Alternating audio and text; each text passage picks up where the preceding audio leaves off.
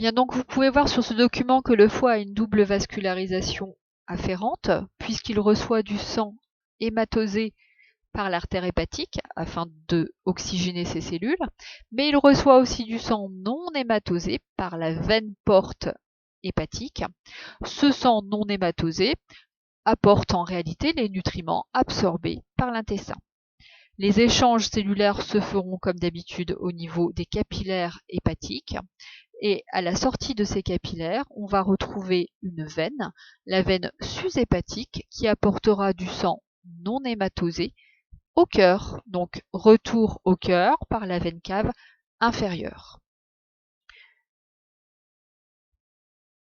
Nous allons maintenant étudier la cardiographie de contraste, donc tout simplement une radiographie du cœur avec un produit de contraste.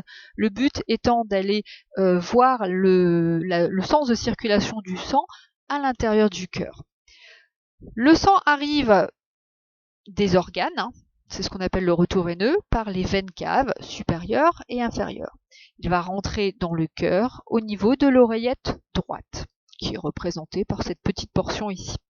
La valvule tricuspide est pour l'instant fermée. Elle va s'ouvrir, ainsi le sang pourra s'écouler de l'oreillette au ventricule.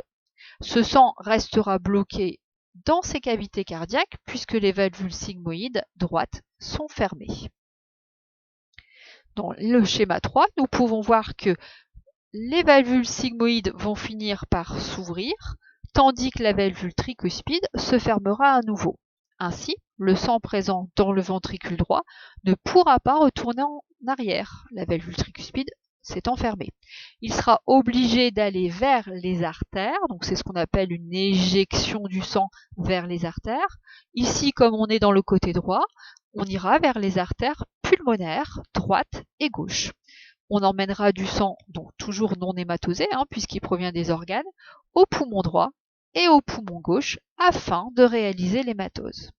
Ce sang hématosé reviendra au cœur par les 4 veines pulmonaires en contact avec l'oreillette gauche.